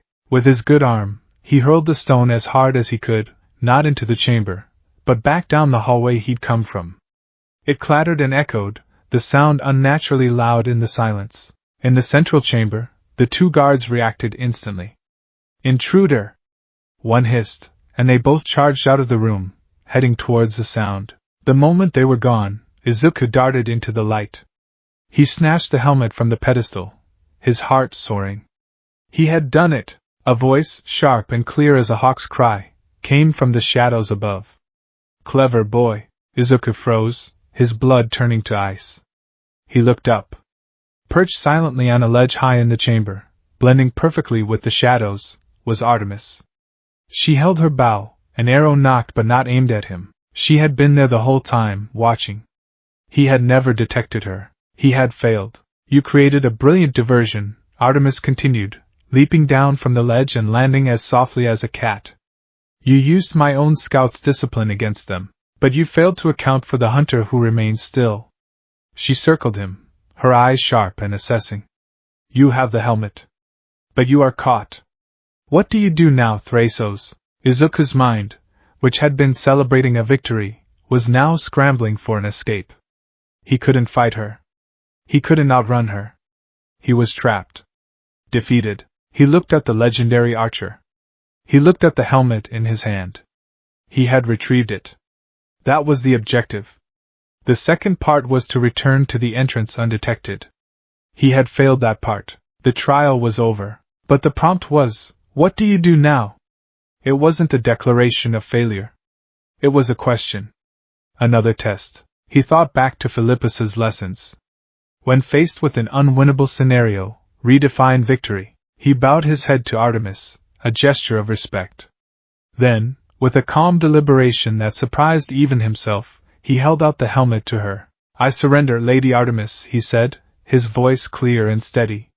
"But I ask that you accept this, the object of my trial, as proof of my success in the first part of the task. I completed the retrieval. I failed the escape. I accept the consequences." He was not begging. He was not making excuses. He was stating the facts of his situation and accepting his failure with honor. Artemis stared at him, her severe expression unreadable. She took the helmet from his outstretched hand. She studied his face, seeing the exhaustion, the pain from his broken arm, but no fear, only a quiet, resolute dignity. A slow smile spread across her face, a rare sight that transformed her harsh features. A warrior who knows when a battle is lost and concedes with honor is not a warrior defeated, she said. He is a warrior who will live to fight another day. "You have passed the labyrinth." She tossed the helmet back to him. He caught it with his good hand. "Now go," she said, a new warmth in her tone. "Your final trial awaits." From the highest peak of Olympus, a lithe figure in winged sandals, who had been watching the boy's ghost-like progress with keen interest, threw his head back and laughed, the sound like the rush of a sudden, joyful wind. Phase 3, the riddle of Athena. The climb to the summit of Mount Themyscira was the final part of the physical trial. With a broken arm, a body covered in bruises, and a spirit weary to its core, Izuku made the ascent. He reached the top just as the sun began to dip below the horizon, painting the sky in fiery strokes of orange and purple. At the summit stood a small, open-air temple, its white marble columns seeming to hold up the sky itself. Inside, Queen Hippolyta sat on a simple stone throne. Standing beside her was General Philippus. Between them was a large, circular table inlaid with a map of a fictional coastline, dotted with thousands of miniature figurines representing two armies. The Petia board, the ultimate test of strategy. Izuku entered the temple and knelt, bowing his head. "Rise, Thrasos," Hippolyta said, her voice echoing in the hallowed space. "You have faced the gauntlet with a hero's heart. You have navigated the labyrinth with a hunter's cunning. Now you face the final trial. A test of the mind." Philippus stepped forward, her shadow falling over the board. "The scenario is simple," she began, her voice like grinding stones. "You command the Blue Army." She gestured to a small contingent of about 500 figurines, huddled around a port city. "You are all that remains of the once great coastal kingdom. You are hopelessly outnumbered. The Red Army," she swept her hand over a massive force of 5,000 figurines surrounding the city from all sides, "is commanded by a ruthless, brilliant general. They have cavalry, siege engines, and a naval blockade." She looked Izuku dead in the eye. "Their general has offered you terms: surrender unconditionally, and your soldiers will be enslaved, your city forfeit. If you refuse, they will attack at dawn. They will show no mercy. Every man, woman, and child in your city will be put to the sword. Your objective is to win. How do you proceed?" Izuku stepped up to the board. He saw the situation immediately. It was impossible. A meat grinder, any military strategy he could devise, a defensive siege, a desperate sally, would only delay the inevitable and result in the complete annihilation of his forces and his people. There was no way to win the battle. It was another unwinnable scenario. A Kobayashi Maru. He stood there for a long time, silent. The sun sank lower, and the temple grew cooler. Hippolyta and Philippus waited, their patience infinite. They watched him, his brow furrowed, his green eyes scanning every inch of the board, his mind churning. He was muttering again, so low they could barely hear him. "Force ratios are 10 to 1, no tactical advantage in terrain, naval blockade is absolute, no escape by sea, a direct assault on the command post is suicide." He fell silent. He looked up from the board, not at Philippus, but at the Queen. "General, you said my objective is to win," he said, his voice quiet. "That is correct," Philippus confirmed. "What is the definition of victory?" Izuku asked. Philippus's eyebrow twitched. "The defeat of the enemy army." "No," Izuku said, a newfound certainty in his voice. He looked back at the board, but his gaze was distant, seeing something else entirely. The primary duty of a leader, of a hero, is not to defeat their enemies. It is to protect their people. That is the only victory that matters. He reached out with his good hand. He did not move a single one of his soldier figurines. Instead, he gently touched the hundreds of tiny, unmarked figurines representing the civilians in the port city. "I cannot win this battle," he stated. "Every scenario where my army fights leads to the slaughter of these people. Therefore, the battle itself must not be fought." He looked at Philippus, his green eyes shining with a fierce, compassionate intelligence. "I would accept the general's terms," he said. Philippus's expression turned to stone. "You would surrender? You would condemn your soldiers to slavery?" "Yes," Izuku said without hesitation. "And as their commander, I would go with them. I would share their fate. I would do so to ensure the one non-negotiable term of my surrender, that every civilian, every man, woman, and child, is allowed to go free, unharmed. The enemy general is ruthless. He would never agree to such a term." Philippus countered. "He would," Izuku said calmly. "Because a ruthless general is also a practical one. His objective is to conquer the kingdom and neutralize its army. By surrendering my forces, I give him that. He avoids a costly siege that would damage the city he wishes to occupy and would cost him men, no matter how great his advantage. My soldiers, enslaved, become a resource for him. The civilians, scattered and leaderless, are no longer a threat. It is the only move on this board that saves the most lives. It is the only path to a true victory." He had not moved a single piece. He had not fought. He had redefined the very nature of winning. He had chosen the path of sacrifice to achieve the greatest good. He had answered not as a warrior, but as a protector. Silence descended upon the temple. Philippus stared at him, her stern mask finally cracking into an expression of pure, unadulterated astonishment. She looked at Hippolyta, who had a brilliant, proud smile on her face. It was at that moment that the world changed. A soft, golden light began to emanate from the Patia board, bathing the temple in a warm glow. The air grew thick, heavy with a power that was ancient and overwhelming. Outside, all sound on the island, the waves, the wind, the cries of night birds ceased. A hallowed hush fell over Themyscira. A ghostly image of an owl with luminous, intelligent eyes seemed to shimmer in the air above Izuku's head for a single heartbeat before vanishing. Hippolyta rose from her throne. "The trial is over," she declared, her voice filled with a resonant awe. "And Olympus has borne witness." The blessing ceremony. They led him to the island's central amphitheater. Every Amazon was there, standing in silent rows, their faces upturned to the sky. The air was electric. In the center of the amphitheater, on a dais of pure white marble, Izuku stood before Queen Hippolyta. He was exhausted, in pain, but his spirit was soaring. "Thrasos of Themyscira." Hippolyta's voice boomed, carrying to every corner of the gathering. "You came to us as a child of the storm, a life saved by chance. You have been raised in our ways, and today, you have faced the Chrysios Thryambos. You have proven yourself not by the strength of your arm, but by the quality of your heart. Not by the power you were born with, but by the character you have forged. The gods themselves have taken notice." As she spoke, the golden light intensified. 3 distinct motes of light descended from the heavens, swirling above the dais. One was a brilliant, analytical gold, another a shimmering, quicksilver white, the third a deep, molten bronze. "For your wisdom, which honors the protector over the warrior, you have earned the attention of Athena." The golden mote of light descended, sinking into Izuku's forehead. It did not burn. It felt like a cool drop of water, spreading through his mind. Suddenly, the world snapped into a new, impossible level of focus. The faces of the Amazons were no longer just a crowd. He could see the individual expressions of each one. He could perceive the subtle shifts in their weight, the direction of their gazes. The world had not slowed down. His mind had sped up. He could see patterns, probabilities, and pathways in the very fabric of reality. It was overwhelming, beautiful, and terrifying. "For your agility and cunning, which allows the weak to outmaneuver the strong, you have earned the notice of Hermes." The quicksilver mote of light sipped down, sinking into his chest. A jolt, like a tiny burst of lightning, shot through his limbs. The pain in his arm didn't vanish, but he felt a new connection to his body. He could feel the precise tension of every muscle, the exact angle of every joint.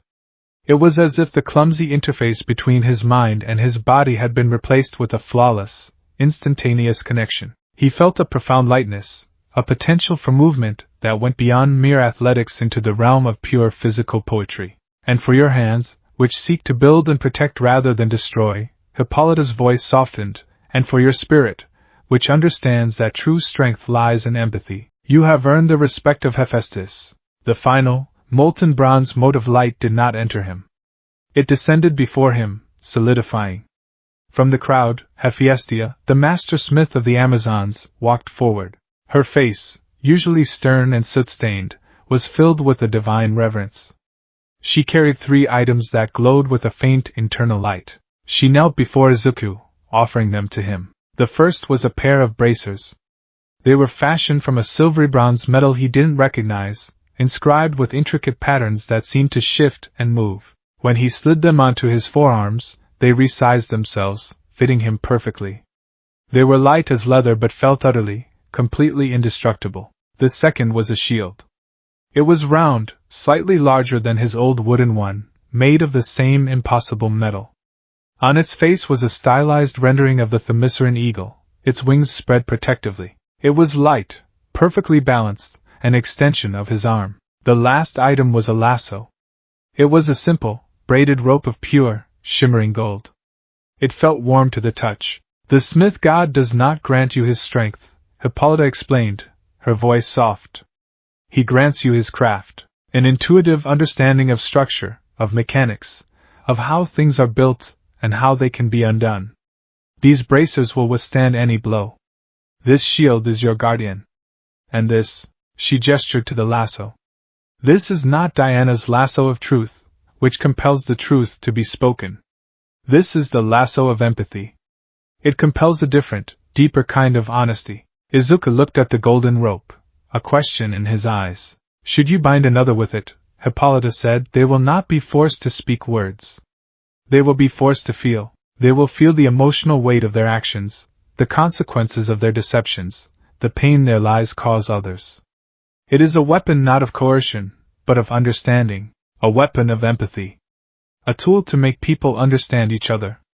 It was the most Izuku Midoriya weapon imaginable. He took the gifts, his hands trembling. He looked at the bracers, the shield, the lasso. He felt the new clarity in his mind, the new lightness in his limbs. These were not quirks. They were not superpowers in the way his old world understood them. They were enhancements, divine blessings bestowed upon his own peak human potential, which he had earned through 10 years of blood, sweat, and tears. This was not a power given. It was a power acknowledged. He was no longer just Thrasos, the boy who had earned his name. He was Izuku Midoriya, son of Themyscira, champion of the Amazons. Blessed by the gods of Olympus, he stood on the dais, holding the gifts that marked his new reality.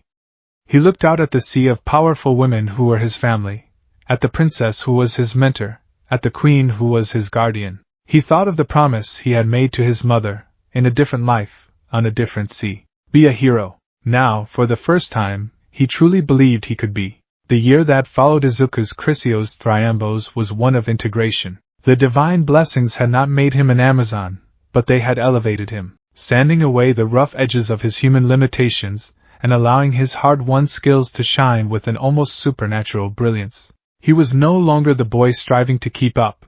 He was a warrior and a strategist in his own right, a unique and respected thread in the grand tapestry of Themyscira. His mind, sharpened by Athena's gift, now processed information with terrifying speed. During strategy sessions with Philippus, he could visualize entire campaigns in motion, accounting for thousands of variables in the span of a single breath. The general no longer treated him as a student, but as a peer, their debates over tactics becoming the stuff of legend among the younger warriors. His body, guided by Hermes' blessing, moved with a grace that was breathtaking to watch. He wasn't faster than the Amazons in a straight sprint. Their inherent divinity still gave them the edge. But in the intricate dance of combat, in the close quarters of a spar, he was a phantom. His movements were so efficient, so perfectly economical, that he seemed to exist in the spaces between their attacks. He would flow around a spear thrust, redirect a sword strike with his bracers, and use his shield not just for defense, but as a fulcrum to pivot and launch himself into an opponent's blind spot. Diana found herself having to draw upon her deepest reserves of skill just to keep him on the defensive. The gifts from Hephaestus were perhaps the most profound. His bracers became extensions of his will, deflecting blows that would shatter steel. His shield felt as light as a feather but as strong as a mountain. And the lasso of empathy, that was a tool he was still learning to understand. In training, he used it to non-violently subdue opponents, the golden rope's touch instantly calming their battle fury, their faces going slack with a sudden, overwhelming understanding of the futility of their aggression. It was a weapon of peace, a concept so profoundly aligned with his own spirit that it felt as if it had been forged from his very soul. He was happy.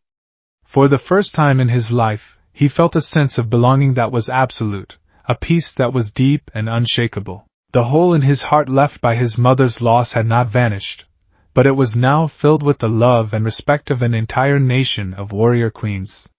This island was his home. These people were his family. He could imagine no other life. But fate, the same force that had washed him ashore as a child, was not yet finished with Izuku Midoriya. The scrying pool of Cyrene was one of Themyscira's most ancient and powerful artifacts. It was a wide, shallow basin of polished black obsidian, filled with water from a sacred spring, housed in a secluded grotto behind a waterfall. It was not a window to be peeked through lightly. It showed not what the viewer wanted to see, but what the world needed them to see. For centuries, it had remained placid, a mirror for the grotto's stony ceiling, reflecting the Amazon's peaceful isolation. But since Diana's return from man's world, and especially since Izuku's arrival, the pool had become active. Once a month, she and Izuku would visit it, a ritual to keep a cautious eye on the world beyond their magical barrier. Often, it showed them nothing but fleeting, disconnected images, a bustling city street, a snow-capped mountain range, a placid suburban neighborhood. On this day, however, the water was churning. Izuku and Diana stood before the pool, the cool spray of the nearby waterfall misting their faces. The surface of the water was dark and turbulent, refusing to settle. "Something is wrong," Diana said, her voice low. A sense of foreboding radiated from her, a tension Izuku had not felt since the day of his trial. "The pool has never been this agitated." As they watched, the swirling black water began to coalesce. An image formed, flickering and distorted like a bad television signal, a concept Izuku only vaguely understood from Diana's stories. The image sharpened, and the sounds of a world he had long forgotten filled the grotto. The blare of sirens, the shouting of a crowd, the roar of something monstrous. The scene was a city. A Japanese city? He recognized the architecture, the written language on the signs. It was a place of glass and steel, a concrete canyon choked with terrified people who were running for their lives. The cause of their panic was a hulking villain, his body a grotesque amalgamation of sludge and filth, rampaging through the streets. Heroes, men and women in brightly colored costumes, were fighting back, unleashing blasts of fire, ice, and energy. Izuku watched, his analytical mind kicking in instinctively. Disorganized response. No central command. The sludge villain's amorphous body makes him resistant to physical attacks. Fire seems to have a temporary solidifying effect, but the water from the fire hydrants is making him larger. They're working against each other. Then, a new figure appeared. The camera of whatever news feed the pool was hijacking zoomed in on him. He was a giant of a man, impossibly muscular, with two iconic tufts of blonde hair that stood up like rabbit ears. His costume was a vibrant palette of red, white, and blue, and on his face was a smile that seemed to defy the chaos around him. Izuku's breath caught in his throat. His hand instinctively went to a small, worn leather pouch he always kept tied to his belt. Inside was a piece of folded, waterlogged paper, the drawing he had made as a 4-year-old. "All Might," he whispered, the name feeling foreign and sacred on his tongue. The All Might on the screen was a force of nature. He moved with a speed and power that dwarfed everyone else on the scene. With a single, mighty punch that seemed to tear the very air apart, he obliterated the sludge villain, his attacks simultaneously dispersing the creature and changing the weather, causing it to rain. The crowd roared. The other heroes looked on in awe. "Fear not, citizens!" the hero bellowed, his voice a booming baritone that resonated with pure confidence. "Why? Because I am here!" The image in the pool froze on that iconic pose, the hero, fist raised to the sky, a symbol of absolute, unshakable victory. Izuku stared, mesmerized. This was the man from his dreams. The symbol he had worshipped as a child.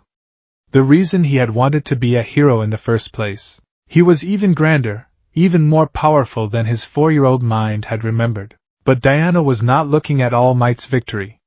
She was looking at All Might himself. Her eyes, honed by millennia of combat, and the wisdom of a goddess, saw what the cheering crowds and the news cameras missed. "Look closer, Izuku," she said, her voice grim. Izuku forced his eyes away from the triumphant pose and analyzed the man.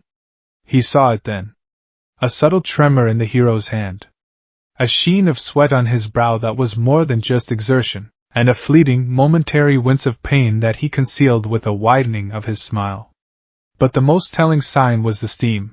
A faint vapor was rising from his body, as if he were a vessel containing an immense pressure that was threatening to burst. "He's hurt," Izuku said, his voice dropping.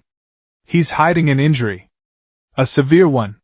He's at his limit." As if hearing his words, the image in the pool shifted. The triumphant scene dissolved, replaced by another. It was a dark, private alleyway. All Might was there, but he was deflating. The steam intensified, and in a shocking, almost grotesque transformation, the mountain of muscle collapsed in on itself, replaced by a skeletal man who looked more like a walking corpse than a hero. He was gaunt, with sunken eyes and sharp, angular features, his oversized costume hanging off his emaciated frame. He coughed, and a spray of blood splattered on the grimy brick wall. Izuku gasped, taking an involuntary step back. What is that?" "That is the man beneath the symbol," Diana said softly, her face a mask of pity and concern. That is his truth. The pool shifted again. It showed them a montage of images, a story unfolding in rapid succession.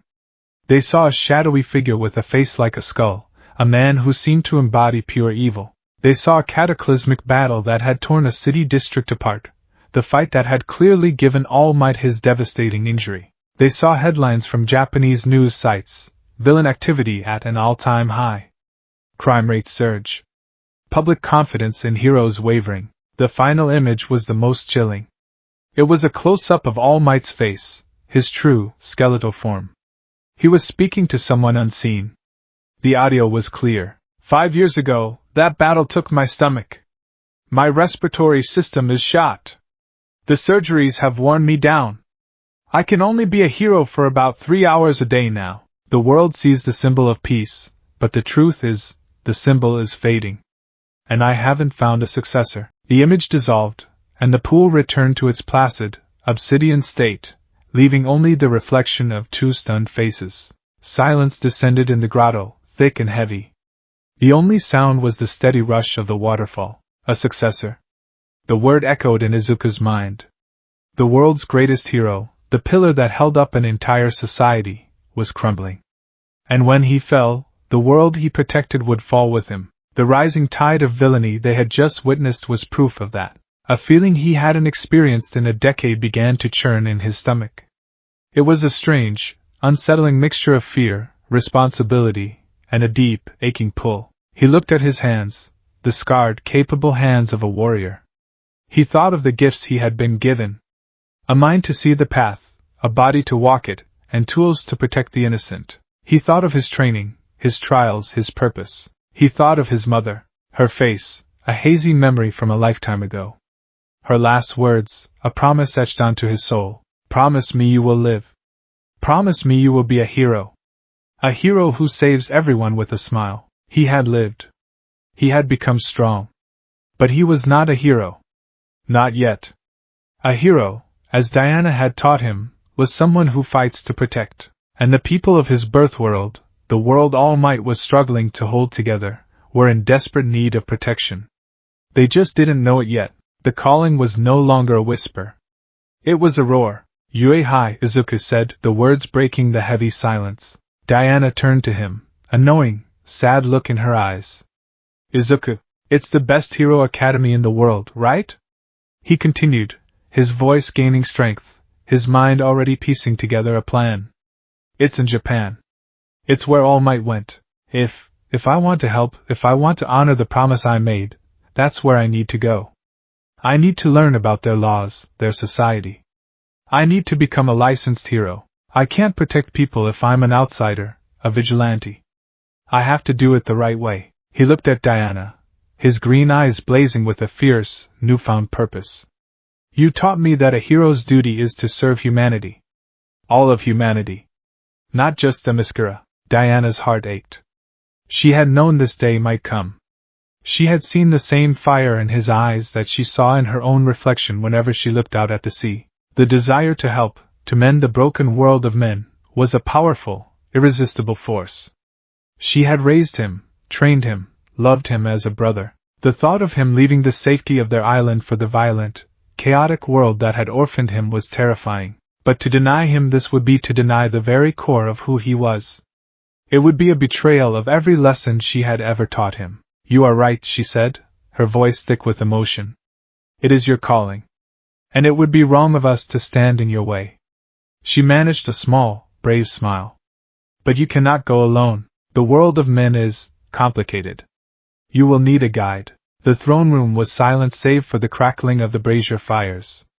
Queen Hippolyta sat on her throne, her face an unreadable mask of regal composure, but her hands were clenched tightly on the armrests. Diana and Izuku stood before her, having just explained what they had seen in the pool and the decision they had reached. Philippus, standing at the queen's side, was the first to speak. Her voice was sharp, incredulous. You wish to leave? To return to that world? The world that cast you out in a storm? Have you forgotten what it is, boy? I have not forgotten that it is my home, Izuku replied, his voice respectful but firm. He stood tall, no longer the timid child who had feared the general. It is a world that is hurting. Its greatest protector is falling. If the skills and gifts I have been given here can help, then it is my duty to use them. Your duty is to Themyscira. Philippus countered. We have invested years in you. You are a part of our defenses, our society, and I am grateful for that, more than words can ever say, Izuku said, his voice softening. He looked around the throne room, at the tapestries depicting Amazonian victories, at the eternal flames that symbolize their undying spirit. This is my home. It will always be my home, but a home is not a cage. The lessons I learned here, of courage, compassion, and sacrifice, they were not meant to be kept hidden behind a magical barrier. They were meant to be shared. To be used. Hippolyta finally stirred. She looked at her daughter. And you support this, Diana? I do, Mother, Diana said, her chin high. When I first went to man's world, it was to fulfill a duty. I did not understand them. But I grew to love them, to see their potential for greatness, for heroism. Izuku is not just one of us. He is one of them. He is a bridge between our worlds. He has our training, but he has their heart. To keep him here, to deny him his purpose, would be the truest form of cage. Hippolyta was silent for a long moment, her ancient eyes studying Izuku. She saw not the boy, but the man he had become. She saw the iron will, the keen intellect, and the boundless compassion that defined him. She saw the hero's spirit shining so brightly within him it was almost painful to look at. She remembered the day he had arrived, a piece of flotsam from a divine tantrum. She had thought him an omen, a test. She had wondered what his purpose was. Now she knew, he was never meant to be a permanent resident of their paradise. Themyscira was not his destination. It was his forge. It was the place where the weapon would be shaped. The world of men was to be his proving ground. The world you are going to, Izuku Midoriya, she said, her voice resonating with regal authority, is not the one you remember. It is a world where power, quirks, they call it, is worshipped above all else. You will be an anomaly there. A boy with no inherent power, only skill and will. They will not understand you. They will fear you. They will mock you. They will test you in ways far crueler than our gauntlet. I know, Izuku said simply. You will be alone, she continued, her voice a stark warning. He will not be, Diana interjected. I will go with him. I will help him enroll. I will establish a new embassy for Themyscira in Japan. He will have our support. Hippolyta nodded slowly, as if she had expected this. She rose from her throne and descended the steps, her royal robes whispering against the polished marble. She stopped directly in front of Izuku, her gaze so intense it felt like a physical weight. You came to us with nothing but a name and a broken heart. We gave you a home. We gave you a purpose. We gave you a new name, Thrasos, earned in sweat and valor. Now you choose to leave us, to take the gifts of this island and of Olympus itself into a world that may not be worthy of them. She reached out and placed a hand on his cheek. Her touch was cool, like ancient stone. Do not fail them, Izuku Midoriya, she said, her voice softening into that of a mother speaking to her son. But more importantly, do not fail yourself. Do not let their world of shallow power and fleeting fame corrupt the spirit we have worked so hard to nurture. Remember who you are. Remember what you fight for. I will, my queen, Izuku said, his voice thick with unshed tears. I swear it. She smiled, a sad, proud, beautiful smile. I know you will. She turned her gaze to all those assembled in the hall. Prepare for a departure. Themyscira is sending a champion into the world of men. Our son is going home. The farewell was not an event of sorrow, but of honor. The entire nation of Amazons gathered at the harbor, the same harbor where their great warships were moored. They did not weep, for Amazons did not show such open grief for a warrior going to fulfill his destiny. Instead, they gave him their highest honor. As Izuku walked down the long pier towards the invisible ship that Diana would pilot through the barrier, they formed two long lines. As he passed, each warrior, from the youngest novice to the fiercest veteran, raised her right fist and slammed it over her heart in a resounding, synchronized salute. Thump thump. Thump thump. The sound was the heartbeat of a nation. It was a sound of respect, of acknowledgement, of farewell. Artemis, the fiery archer who had once seen him as a pollution, stepped forward and clapped him hard on the shoulder. Give them hell, Thrasos, she grinned. And show them what a real warrior looks like. He came to General Philippus, who stood as straight and unyielding as a marble column. She did not salute. She simply looked him up and down, her critical eye assessing his posture, his equipment, the set of his jaw. Your strategy is sound, she said, her voice the same gruff rumble it had always been. But your heart is your greatest strength, and your greatest vulnerability. Guard it well. Do not let your compassion for the one blind you to the needs of the many. I will remember, General, Izuku said, bowing his head in respect. Finally he stood before Hippolyta. She held a simple, unadorned traveling cloak of deep blue wool. The world of men is cold, she said, draping it over his shoulders. This will keep you warm. It was a simple, motherly gesture, and it meant more to him than any divine gift. He turned to board the ship, his heart a painful knot of gratitude and grief. He was leaving the only home he had ever truly known. He looked back one last time at the sea of powerful, immortal women who had raised him, at the white stone city gleaming in the sun, at the paradise he was choosing to leave behind. His gaze met Diana's. She stood at the prow of the ship, her hand on the invisible helm, her own expression a mirror of his own complex emotions. She gave him a small, encouraging nod. They were in this together. As their ship passed through the shimmering barrier, the island of Themyscira vanished behind them, winking out of existence as if it had never been there at all. In front of them, the vast, empty blue of the Pacific Ocean stretched to the horizon. Izuku stood on the deck, the wind whipping his cloak around him, tasting the familiar salt in the air. But this time, it did not taste of despair. It tasted of purpose. He was no longer a child of the storm, a victim of the cruel sea. He was Themyscira's son, their champion, their hope. And he was sailing toward a new storm, a world of heroes and villains, of quirks and chaos. He was going to face it not with a borrowed superpower, but with a mind sharpened by Athena, limbs lightened by Hermes, tools forged by Hephaestus, and a will of unbreakable, Amazonian steel. He was going to Yue High. He was going to keep his promise.